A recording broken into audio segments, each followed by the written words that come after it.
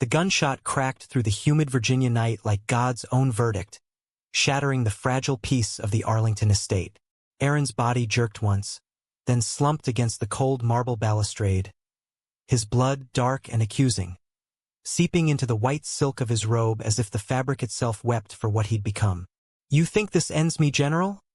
he gasped, locking eyes with the man towering over him, the man whose bullet now carved a second life from his first. Christian's face, etched with the scars of too many battlefields, twisted in a snarl of triumph and something darker. Regret, perhaps, or the ghost of a mercy he couldn't afford. But Aaron knew the truth. Death wasn't the end. It was the cruelest rebirth. In the fevered haze of that dying moment, Aaron's mind didn't fracture. It rewove.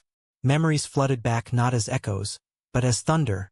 The Marquis of Shenandoah, commander of the Confederate ironclad fleets, the man who'd outmaneuvered General Christian Hale in the brutal fog of the Battle of the James River.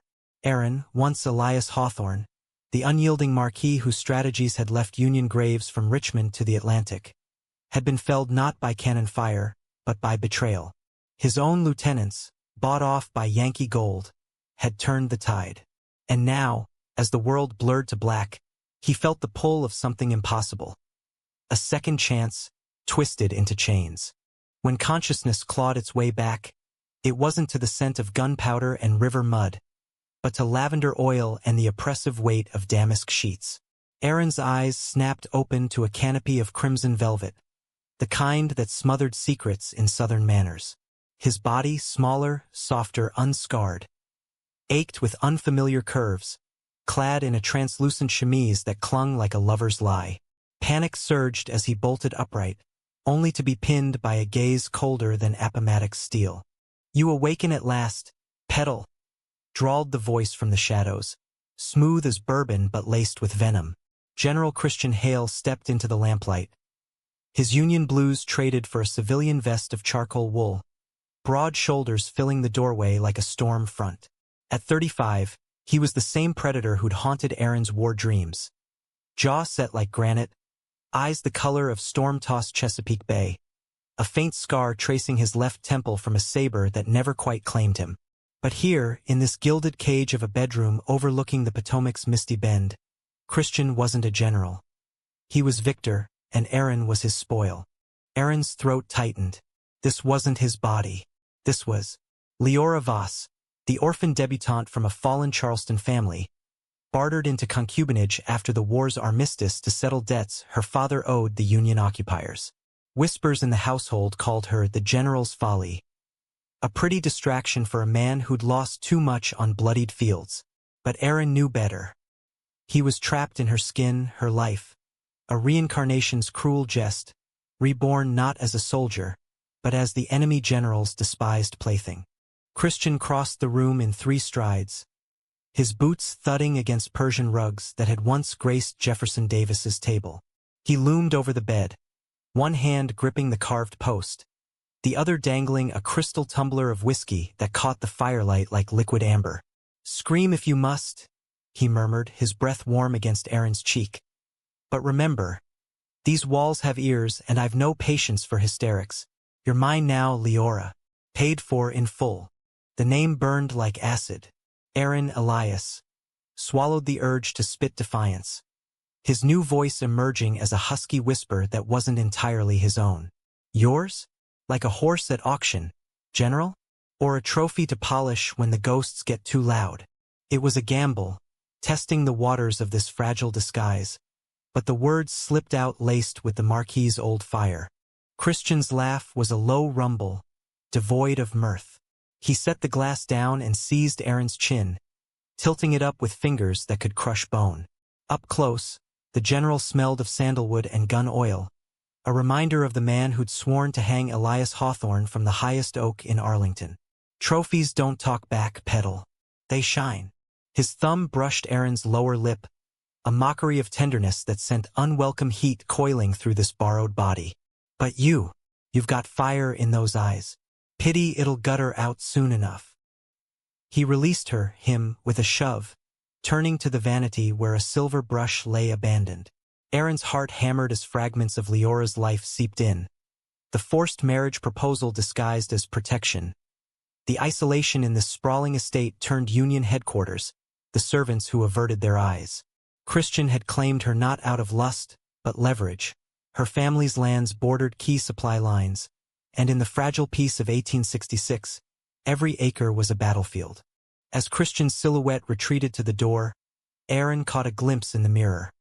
Porcelain skin, raven hair cascading in waves, eyes that now held the Marquis' stormy gray instead of Leora's dough brown. A trick of the light, or the soul's rebellion? "General," Aaron called, voice steadying into something dangerously close to command. "What if I told you I've killed men like you before?" The door paused, halfway open. Christian glanced back, amusement flickering like a dying ember. "Then I'd say you've got a vivid imagination, little one. Sleep well, tomorrow we dance for the dignitaries." He vanished into the hall, leaving Aaron alone with the echo of that gunshot, the one that had birthed this nightmare. Dawn broke over the estate like a reluctant truce, painting the manicured lawns in gold and the Potomac in reluctant blue. Aaron rose, testing limbs that moved with a grace he'd never known, pulling on a corseted gown of emerald taffeta that felt like armor forged from humiliation. The household buzzed below. Freedmen cooks chopping okra for gumbo, Irish maids polishing silver that bore the Hale crest. A phoenix rising from Union ashes. This was America reborn, stitched from the wounds of Civil War, where victors like Christian rebuilt empires on the bones of the defeated. Descending the grand staircase, Aaron's heels clicked against polished oak, each step a rehearsal for the role he loathed. Servants bowed low, murmuring "Miss Voss," but their eyes held pity. In the breakfast parlor, Christian already held court. Maps of Virginia rail lines spread before him like a lover's scars. He looked up, fork midway to his mouth, and something unreadable crossed his face. Surprise? Desire? "You clean up nicely," he said, gesturing to the seat beside him. "Sit, eat. We wouldn't want you fainting at the ball tonight." The ball, a Reconstruction gala for Northern investors, where old Confederates like Leora's kin would bow to their conquerors. Aaron slid into the chair, the proximity to Christian's thigh sending a traitorous spark through silk and skin. "And what role do I play, General? The pretty bird in your cage, singing for scraps?" His fork clattered against porcelain. "Careful, Leora. Tongues wag in Washington these days." But his gaze lingered, tracing the curve of Aaron's neck as if mapping enemy territory. Conversation turned to banalities, cotton yields, tariff debates, but beneath it, Aaron probed. Who was this man beyond the uniform? Christian spoke of his Pennsylvania farm boyhood, the brother lost at Gettysburg, the gnawing void war had carved. "Victory tastes like ash," he admitted once, voice low. "When you realize the enemy's just another man with ghosts." Aaron's pulse quickened. In his past life, he'd despised Christian Hale as the butcher of Shenandoah, the Yankee wolf who'd burned barns and broken spirits. Yet here, in stolen glances over poached eggs and chicory coffee, he saw fractures. A hand trembling on the decanter, eyes haunted by more than strategy. Was this the hook of reincarnation, to humanize the monster? The morning bled into afternoon, Aaron confined to the rose garden where thorns guarded secrets as fiercely as bayonets. He paced the gravel paths, mind racing through escape plots. Steal a horse, ride for the hills, reclaim some shred of the Marquis' power. But Leora's memories intruded. Nights of Christian's rough hands tempered by whispered apologies. A man who took without asking but left wildflowers on the pillow. Confusion warred with resolve. This body betrayed him with flushes of heat at the mere thought. A shadow fell across the sundial. Christian, coatless in the heat, leaned against an arbor heavy with blooms. "Hiding from me, petal?" His tone was lighter, almost playful, but his eyes searched, as if sensing the shift in her, his soul. Aaron met his stare, chin lifting in Marquis defiance. "Hiding implies fear, General. I'm merely contemplating the view." The Potomac glittered below, a vein of silver dividing north from south, friend from foe. Christian stepped closer, plucking a rose and twirling it between calloused fingers. The thorn pricked him, a bead of blood welling like a confession. The view's better from the parapet at dusk. Join me tonight after the guests leave, unless you're afraid of heights. He pressed the bloom into Aaron's palm, the sting mirroring his own, a challenge wrapped in silk. As he walked away, Aaron crushed the petals, their scent mingling with the salt of unshed tears. Fear? No. But the Marquis in him recognized a trap when he saw one, and Christian Hale was the deadliest snare of all. The grand ballroom of Arlington House pulsed with the fragile optimism of Reconstruction. Chandeliers dripping crystal light over gowns of imported silk and uniforms starched to defiance. Fiddles wailed a reel borrowed from Irish immigrants, mingling with the low hum of deals struck over champagne flutes. Land grants for loyalty oaths, railroads for pardons. Aaron glided through the throng in a gown of midnight blue velvet, its bodice laced tight enough to remind him of battlefield harnesses. Leora's pearl choker a noose around his throat. He was the general's arm candy, a living emblem of tamed rebellion, and every simpering smile from gray-coated ex-rebels twisted like a knife. Christian cut an imposing figure at the room's heart, surrounded by bespectacled financiers from New York, his laughter booming as he recounted the glorious mud of Chancellorsville. But his eyes tracked Aaron like a hawk's, possessive, probing. When a portly congressman from Ohio leaned too close, murmuring about exotic southern charms, Christian materialized at Aaron's side, arms snaking around his waist with proprietary ease. "Gentlemen," he drawled, voice edged like a Bowie knife, "Miss Voss is under my protection. Mind your manners, or I'll remind you how we handle poachers up north." The man blanched, retreating into the crowd. Aaron's skin prickled under Christian's grip, a cocktail of revulsion and something perilously close to thrill. "My hero," he murmured, the words dripping sarcasm as they swayed into a waltz. The music swelled, violins weeping like widows, and for a moment, the room blurred, the press of bodies, the scent of beeswax and bourbon, until it was just them, locked in a dance that felt less like courtship and more like combat. "You're playing a dangerous game tonight," Christian whispered against Aaron's ear, his breath-stirring curls that weren't his own. "Those eyes of yours, they're not Leora's. They're accusatory, as if you've got secrets that could bury me." Aaron's heart stuttered. Had the general glimpsed the fracture? He leaned in, lips brushing Christian's collar in a calculated intimacy. "And if I do? What then, General?" A midnight execution in the garden. The Marquis's old bravado surfaced, laced with Leora's coquettish lilt. Christian's hand tightened on his hip, guiding them through a turn that pressed their bodies flush. "Execution? No pedal. I'd make you beg first." His voice was gravel, but beneath it lurked a hunger that mirrored Aaron's own confusion, the slow burn of enmity twisting into desire. In another life, they'd been foes across cannon smoke. Now, in this stolen skin, every touch was a skirmish, every glance a parley. The song ended, applause scattering them like startled quail. Christian was pulled away by a cluster of blue-bloods debating tariffs, leaving Aaron to the mercy of the wallflowers. Dowagers in bombazine, whispering about that Yankee brute and his fallen dove. He slipped onto the veranda for air, the night thick with jasmine and the distant croak of bullfrogs. The Potomac murmured below, a black ribbon under a sickle moon, carrying ghosts of the war upstream to forgotten graves. Footsteps crunched gravel. Not Christian, a figure in Confederate gray, lean and fox-faced, with a mustache oiled to precision. Captain Josiah Reed, Leora's distant cousin, one of the bartered kin who'd sealed her fate. "Cousin," he hissed, seizing Aaron's arm and dragging him into the shadows of a willow. "This farce ends tonight. Hale's blind to the powder keg under his feet, but I ain't. Meet me at the old mill at dawn, we'll slip you north to Canada if need be. Can't let that bastard break you further." Aaron yanked free, the Marquis's instincts flaring. Reed's eyes narrowed, mistaking defiance for hysteria. "Leora, for God's sake. He's poisoned you with his touch.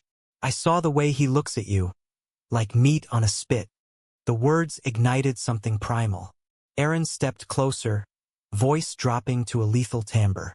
"Touch me again, Captain, and you'll find out just how broken I am."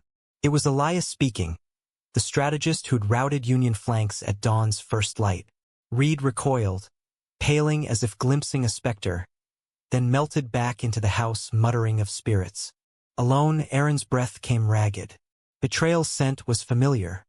Reed's offer reeked of the same duplicity that had felled him at the James.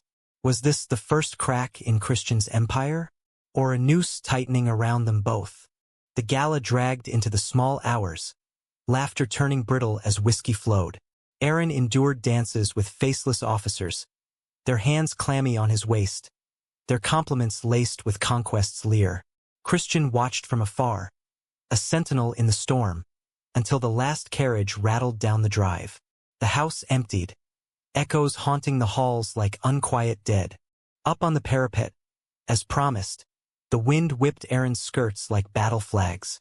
Christian waited, silhouetted against the starry vault, a telescope idle in his hands as if stargazing could map the peace he craved.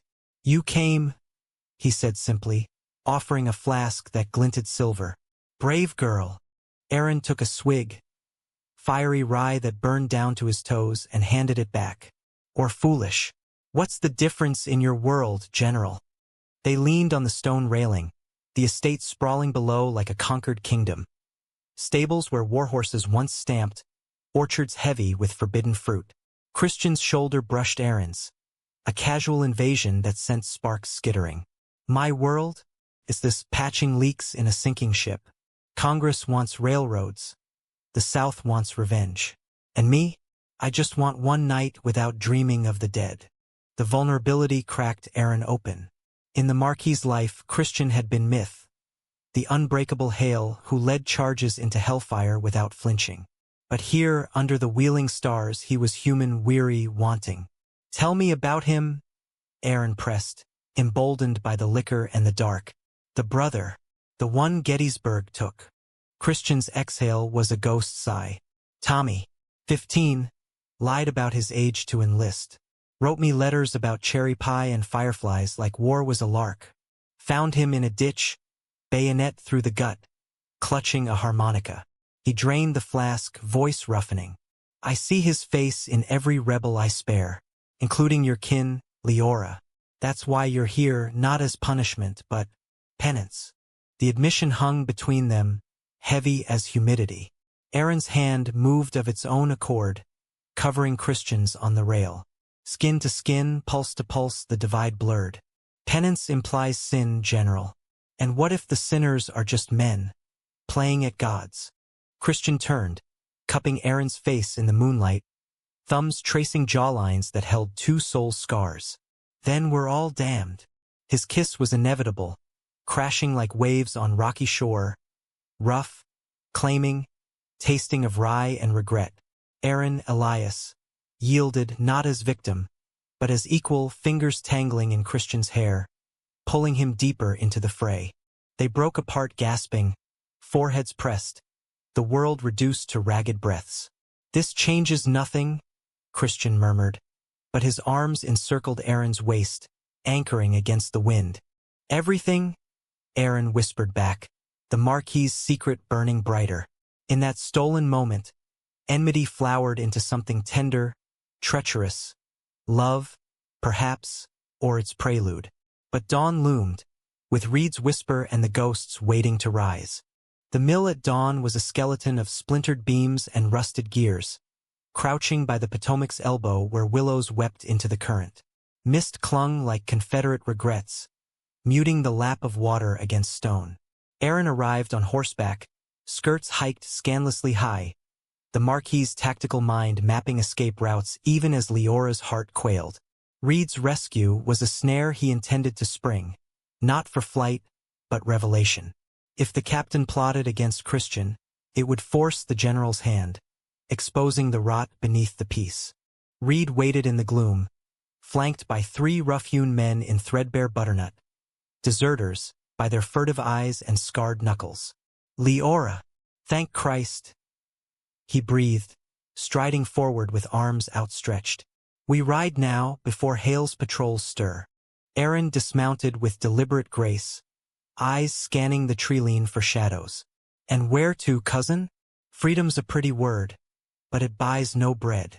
His tone was velvet over steel, probing for the lie. Reed's smile faltered, mustache twitching. Canada, as I said, or Mexico. Places where a woman's honor ain't currency. The men shifted, hands itching toward coat pockets where pistols bulged. One, a gap-toothed brute with a Gettysburg limp, spat tobacco juice into the ferns. General's got plans for her, Captain. Best we take what's offered. The air thickened with threat. Aaron's pulse thrummed. Not fear, but the old thrill of the charge. Plans? Enlighten me, Josiah. Is it ransom, or revenge for father's debts? He stepped closer, close enough to smell the captain's sour sweat, Leora's memories flashing. Reed's leering visits to the family plantation, eyes lingering too long on her, his form. Reed's hand shot out, clamping Aaron's wrist like a manacle. Revenge, I. Hale hanged my brother for spying. This evens the score. He yanked, dragging Aaron toward the waiting skiff moored in the shallows, the men closing ranks. You'll fetch a fine price in Richmond's underbelly, or maybe I'll keep you myself. Soften that Yankee pride. Rage ignited, pure and Marquis hot. Aaron twisted, heel grinding into Reed's instep with a crack that echoed like musket fire. Touch me again, he snarled, voice shedding Leora's lilt for Elias's bark. And you'll join your brother on the gallows. The brute lunged, but Aaron was faster, knee to groin, elbow to throat. Moves drilled in West Point shadows, now wielded in silk and spite. Chaos erupted. Grunts and curses. The splash of a body hitting water. Reed drew a derringer, its barrel glinting wicked. But Aaron was upon him, wrenching the arm back until bone popped. The captain howled, weapon skittering into the mud. Who the hell are you? Reed gasped, eyes wide with the devil's own recognition. Your reckoning, Aaron hissed, pressing a boot to the man's chest. The deserters fled into the mist, leaving Reed wheezing like a punctured bellows. Aaron bound him with his own belt, the irony bitter as chicory. Dragging the captain to the estate stables felt like hauling a battlefield trophy, every step a defiance of this fragile form. Christian found them there, in the hay-scented dimness, as grooms scattered like minnows. The general's face was thunder, pistol drawn from his morning ride, eyes flicking from Reed's trust form to Aaron's disheveled glory. Skirts torn, hair wild, a bruise blooming on his cheek like a lover's mark. What devilry is this? Christian demanded, holstering the gun but not the fury. Aaron straightened, chin high, the Marquis' poise unbroken. Treason, General. Your loyal reconstruction has termites. He kicked Reed, who groaned through a gag of saddlecloth. He meant to sell me, or worse. Christian's gaze darkened, storm clouds gathering. He knelt, slicing the bonds with a pocket knife, but only to haul Reed up by the collar, slamming him against a stall door. Speak, you grayback snake. Who pulls your strings? Reed spat blood, defiance cracking under the general's glare. You think you're savior, Hale? The South remembers Shiloh, the widows you made. Voss here's just the start. Powder trails from here to Atlanta, waiting for a spark. The confession spilled then, a torrent of names and caches. Hidden arsenals in tobacco barns, rebel cells plotting rail sabotage. Christian's fist connected once. A dull thud that split Reed's lip. Then he called for irons. As troopers dragged the captain away, Christian turned to Aaron, expression fracturing. Gratitude warring with something rawer, more intimate. You fought like a demon, he said softly, tracing the bruise with fingers gone gentle. Where'd a debutante learn that? Aaron's breath caught, the lie forming like smoke. Books, General. And desperation. But his eyes, Elias's eyes, held too much truth, and Christian's hand stilled, searching. You're no fragile flower, Leora Voss. You're a goddamn wildfire. He pulled Aaron close, the embrace fierce, hay prickling through velvet. In that stable's hush, amid the snort of horses and the echo of betrayal, their lips met again. Not the parapet's frenzy, but a slow unraveling, tongues tracing the shape of forgiveness. Christian's hands roamed, mapping curves with reverence, igniting sparks that blurred souls. They tumbled into an empty stall, skirts and breeches shed like old allegiances, bodies entwining in the golden dust motes. Christian was all contrasts. Calluses on velvet skin, growls softening to please, the conqueror yielding to the conquered. Aaron, lost between selves, surrendered to the rhythm, gasps mingling with whispers of more and mine. It was conquest and capitulation, love's first bloody skirmish, sealing a pact neither could name. Afterward, spent and tangled, Christian's head pillowed on Aaron's chest, heartbeat a steady drum. "I don't deserve this," he murmured, fingers idly stroking a lock of raven hair. "After what I've taken from your world." Aaron's hand stilled his. "Deserve? War's not a ledger, Christian. It's a thief." The name slipped out unbidden, intimate, unguarded, and Christian lifted his head, eyes narrowing in the slant of sun through slats. "You called me Christian." A pause heavy as loaded muskets. "No one's done that since Tommy." The air shifted, intimacy curdling to suspicion. Aaron cursed inwardly, the Marquis' familiarity betraying him. "A slip," he covered, voice light. "Generals are men too, aren't they?" Christian searched his face, then nodded, rising to buckle his belt with soldier's efficiency. "Aye, but men have secrets, Petal. And yours, they're starting to show." He cupped Aaron's chin, kiss lingering like a promise. "Rest, I'll handle the rats." As he strode out, barking orders to his aides, Aaron curled in the hay, body humming with aftershocks, mind a whirlwind. The betrayal at the mill had bought time, but at what cost? Reed's cellars would burn tonight, but whispers traveled faster than flames. And Christian, God Christian, was no fool. The general's touch lingered like a brand, complicating the escape Aaron still craved. Or was it escape he sought now, or entanglement? Days blurred into a tense idyll, the estate a fortress under siege by rumors. Christian threw himself into purges, raids on suspected sympathizers, interrogations in the basement that echoed with muffled cries.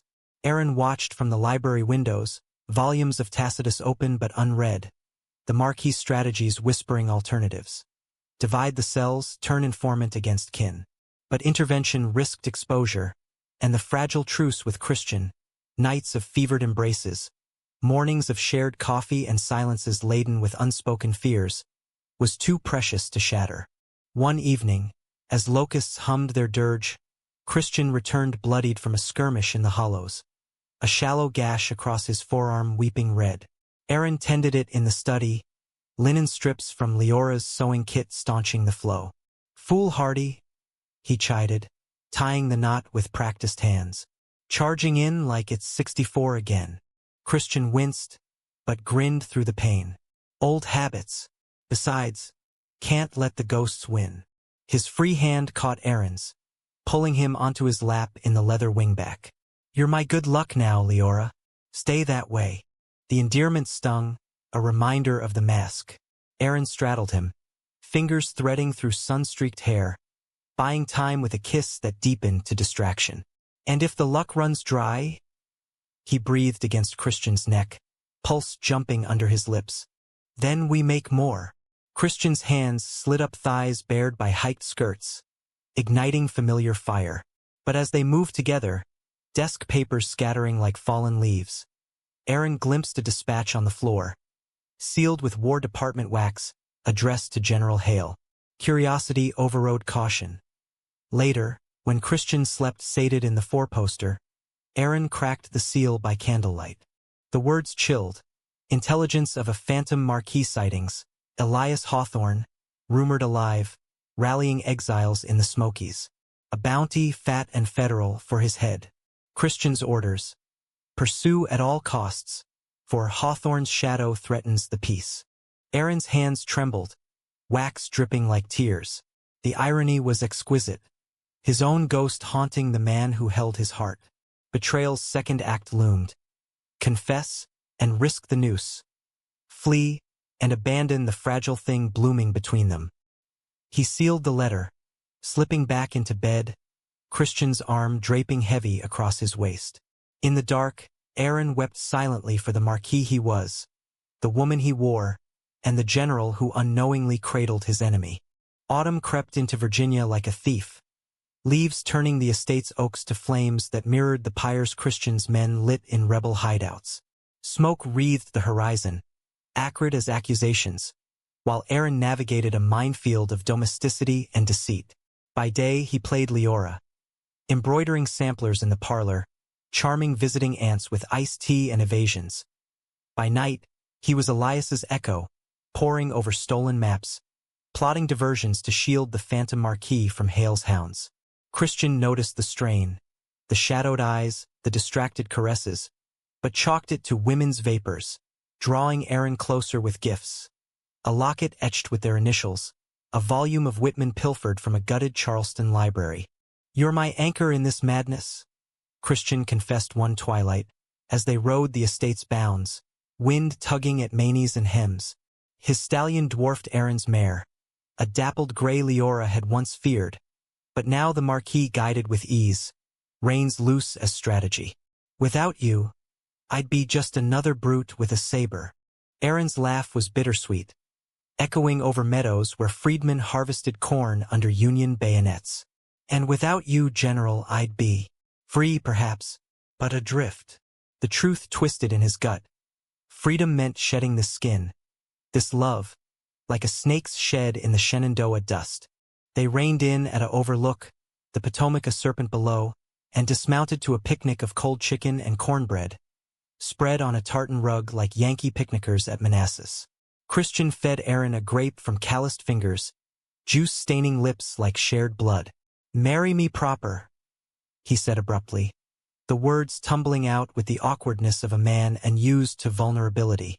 "No more shadows, Leora. Make this real. Church vows the whole damn farce." The proposal hung, ripe as the fruit. Aaron's heart clenched. Joy for the man, terror for the lie. In Leora's memories, marriage was cage and salvation. For Elias, it was alliance, forged in ink and iron. "Christian," he faltered, hand on the locket at his throat, its weight a talisman. "You deserve truth, and I'm not what you think." The general's brow furrowed, grapes forgotten. "Riddles again? Speak plain, peddle. If it's my past, the hangings, the burnings, I can't unmake it, but I can build something new. With you." Tears pricked, hot and unbidden. Aaron rose, pacing the bluff's edge, wind whipping skirts like signal flags. The Marquis surfaced, voice steady. "What if I told you I've worn another name? Led men into fire. Against you?" It was half confession, testing the precipice. Christian stood, closing the distance, hands gentle on shoulders. "Then I'd say war's over. Names don't bind us, this does." He tapped Aaron's chest, over the frantic heart. But doubt flickered in his eyes, the strategist's mind whirring. "Unless you're tangled with those mill rats still. Reed's kin." The accusation landed like grape shot. Aaron recoiled, fire kindling. "You think I'd betray you? After?" He bit off the words, the stable's passion flashing vivid. Christian's face hardened, the general eclipsing the lover. "I think you're hiding, Leora, and in my world, hiding gets men killed." He mounted, offering a hand that Aaron ignored, spurring the mare back alone as thunder grumbled distant. The rift widened that night, dinner a battlefield of silences broken by clinking silver. Christian buried himself in dispatches, barking at aides about Hawthorne's trail, hot in the ridges. Aaron retired early, feigning migraine, but sleep evaded him. Leora's dreams bled into Elias's. Cannon roar, the James River red, Christian's face across no man's land, handsome even in hatred. Midnight brought the intruder. Not a ghost, but a courier, slipping through the kitchens with a satchel reeking of wet wool. Aaron intercepted him in the hall, dagger from Leora's vanity. A slender thing for letters, lethal in intent, pressed to the man's ribs. "Message for Hale?" he demanded, voice a Marquis' command. The boy, no older than Tommy, trembled. For the general from the Smokies. Says the Marquis sends regards. He thrust the packet, sealed with wax the color of dried blood. Aaron's blood iced. His own hand? No, a forgery, bait from Reed's network, or worse, Christian's trap. He paid the lad off with a gold sovereign and retreated to the library, hearth crackling low. The letter unfolded to a map. Routes through the Blue Ridge, marked with ambushes, and a note in spidery script. Hail, the Marquis lives. Strike at dawn, or lose your dove to southern justice. Betrayal's blade twisted. This was no phantom. It was leverage using Aaron Leora as pawn to draw Christian out.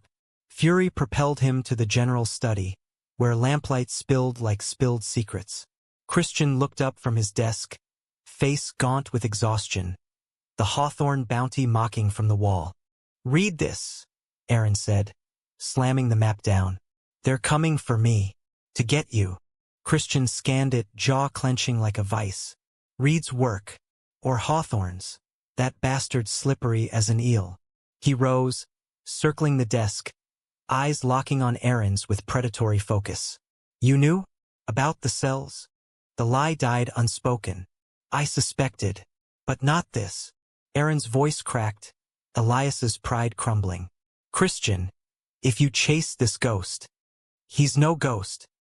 He's the thorn in Reconstruction's side. The man who cost me."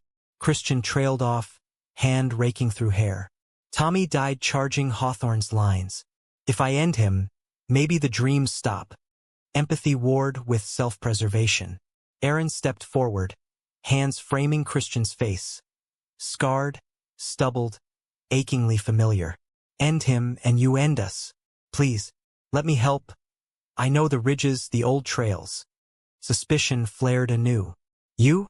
A Charleston girl with backwoods lore." Christian's grip tightened. Not painful but unyielding. "Who are you, really, Leora Voss?" The question was abyss. Aaron teetered, then plunged. "Elias Hawthorne." The name echoed, sacrilege in the firelit room. "Reborn or cursed, call it what you will. The bullet you fired that night. It didn't kill me. It remade me. Into this. Into you." Silence stretched, taut as a hangman's rope. Christian's face drained of color, eyes widening in horror, then narrowing to slits. Madness. Or treason. He shoved Aaron back, hand on his pistol. "Prove it. Tell me something only Hawthorne knows." Aaron's mind raced, pulling threads from the veil. "At the James, July 62. Your left flank, the 7th Pennsylvania, stalled on a sandbar. I let them retreat, spared your artillery. Because even then I saw you, the man behind the blue." Christian staggered, pistol clattering to the desk. Christ.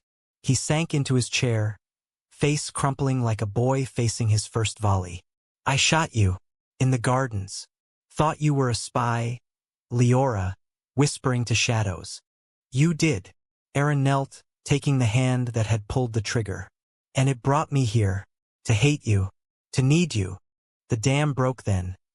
Christian pulling him up, kissing with desperate ferocity, all teeth and tears. "My enemy," he gasped between breaths, hands frantic on laces and buttons. "My love." They collided onto the rug, a tangle of limbs and lies stripped bare, bodies affirming what words could not. It was salvation and damnation, climaxing in shudders that echoed the thunder now lashing the windows. Dawn found them entwined by the hearth, embers dying like old feuds. Christian traced Aaron's, Elias's, spine, voice hoarse. "We face it together. The bounty, the cells, all of it." But betrayal's shadow lengthened. As Christian dozed, Aaron glimpsed the map again. A coded marginalia. Hail falls at the ridge. The Marquis rises. Not his hand. An imposter, twisting his legend for chaos. The real threat wasn't ghosts, but those who summoned them. And in loving Christian, Aaron had painted a target on them both. The Blue Ridge rose like the spine of a slumbering dragon, mist-shrouded peaks clawing at a sky bruised purple by impending storm. Christian's column. 50 riders in Union blue, scouts fanning like rifle smoke. Wound through laurel thickets, the air sharp with pine and portent. Aaron rode at the general's side, clad in borrowed breeches and a greatcoat that swallowed Leora's frame, hair bound under a kepi to pass as aide-de-camp. The disguise chafed, a final shedding of the concubine's silk, but the Marquis reveled in it. Reins firm, senses attuned to the land's whispers, snapping twigs, the cry of a raven too deliberate. "We turn back," Aaron urged for the third time, voice low against the horse's snort. "It's a trap. That map screams ambush." Christian's profile was iron, eyes fixed on the trail ahead. "And let Hawthorne's myth fester? No. We end this, Elias." The name was a talisman now, spoken with a mix of awe and ache since the library's revelation. 3 days of frantic preparation had forged them closer. Strategy sessions bleeding into stolen touches, plans drawn on skin as much as paper. But trust was fragile as autumn frost. Christian's glances held questions, as if waiting for the lie to resurface. The ridge crested at midday, a saddle of rock overlooking a valley where the Shenandoah River glinted like a silver saber. Christian signaled halt, dismounting to glass the treeline with binoculars. "Empty, but feel that? Eyes on us." His hand found Aaron's shoulder, squeezed both command and caress. "Stay close. If it goes south, I ride for the river," Aaron finished, the pact sealed in pre-dawn promises. But as troopers fanned out, rifles primed, a horn wailed from the hollow, rebel, raw and ragged, and the world exploded. Lead hail from hidden blinds, boulders tumbling like avalanches, horses screaming as they fell. Christian bellowed orders, saber flashing as he rallied a knot of blues against the onslaught. Not ghosts, but hard-eyed bushwhackers in ragged gray, faces blackened with soot and spite. Aaron spurred into the fray, pistol barking. 2 shots, 2 kills, the Marquis' precision cutting through chaos. "Flank left," he shouted, voice carrying over the din, directing fire that splintered the ambush. Christian fought like his namesake Fury, blade drinking blood, but a rifleman crested the berm, leveling at his back. Aaron lunged, shot wild and true, the man crumpling in a spray of red. Time slowed, Christian whirling, eyes meeting Aaron's in shock and gratitude. Then pain as a stray round grazed his thigh, buckling him. "Christian!" Aaron vaulted from the saddle, dragging him behind a boulder as bullets chipped stone. The general's face was ashen, breeches darkening with crimson, but his grin was defiant. "Knew you were fire, Marquis. Now get us out." The battle teetered, Union discipline grinding down rebel frenzy. But numbers favored the ambushers, pouring from the woods like wrath unleashed. Aaron's mind whirred. "Faint right, smoke the hollow. Your powder stores, torch 'em." He nodded to the satchels on fallen mounts. Christian tossed a lucifer, flame catching tinder with a hiss. Aaron lobbed the burning packs into the dry underbrush, whooshing inferno roaring up, turning the tide to panic. Rebels broke, scattering like leaves in gale, the horns silenced mid-note. In the acrid aftermath, as surgeons bound wounds and counted dead, 12 blue, 20 gray, Christian leaned on Aaron, limping to overlook the smoldering valley. "We won. Hawthorne's myth dies today." But victory soured. Among the dead lay Reed, throat slit not by bullet but blade, a note pinned to his chest. "The Marquis sends regrets. Your dove was ever the traitor." Forgery, vicious and veiled, twisting Aaron's confession into calumny. Christian's face drained, eyes turning to Aaron. Not lover, but judge. "You." The word was a wound, deeper than any graze. "No, God, no." Aaron seized his arm, desperate. "Listen, it's the cells, the real phantoms. They forged it using my name, our." He faltered, the intimacy now accusation. The general wrenched free, voice cracking like thunder. "Your name? The one you wore to bed me, to map my routes." Troopers murmured, hands on holsters, loyalty fracturing. "I loved you, Elias. Leora, whatever lie you spun. But this, betrayal for your ghost legions." Tears blurred the smoke. "I loved you too, truly. That's why I fought. For us, for this fragile peace." Aaron stepped closer, voice breaking. "Shoot me if you must, But no, it was real. Christian's pistol rose, trembling, the valley's echo mocking them. Time fractured, memories flashing, the parapet's kiss, the stable's surrender, the library's truth. The general's eyes searched, finding not deceit, but the man who'd spared his flank at the James, who'd burned for him in silk and spite. The shot rang, but not at Aaron. A sniper's parting gift, from the ridge's shadow, bullet meant for the Marquis, claiming Christian's chest instead. He crumpled, blood blooming dark on blue, Aaron catching him as the world tilted. No, Christian! Panic clawed, hands pressing the wound, crimson hot between fingers. Surgeons swarmed, but their faces were grim, voices hushed. Through the lung, sir. Can't. Christian's hand clutched Aaron's, weak but fierce. Elias, forgive. His eyes, bay blue, dimmed, lips curving in a ghost of smile. Tell Tommy, I found peace. Then nothing, just the rattle, the sigh, and the valley's indifferent wind. The funeral was state affair. Arlington's lawns trampled by dignitaries in black armbands. Eulogies droning of heroes' valor under a sky wept gray. Aaron stood apart, in widow's weeds that mocked Leora's ghost. The Marquis' soul hollowed. Whispers swirled. The concubine's curse, the Yankee's folly. But he knew the truth. Love's cost paid in full. In the study's hush, later Aaron penned letters. Pardons for Reed's men, amnesty for the cells, a fund for war widows north and south. No throne for the Marquis. Instead, a legacy of mending, schools in the hollows, bridges over the Potomac.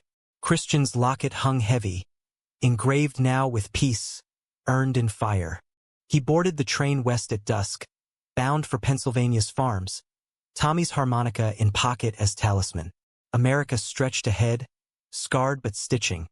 And in the rhythm of rails, Aaron whispered to the wind, we made something real.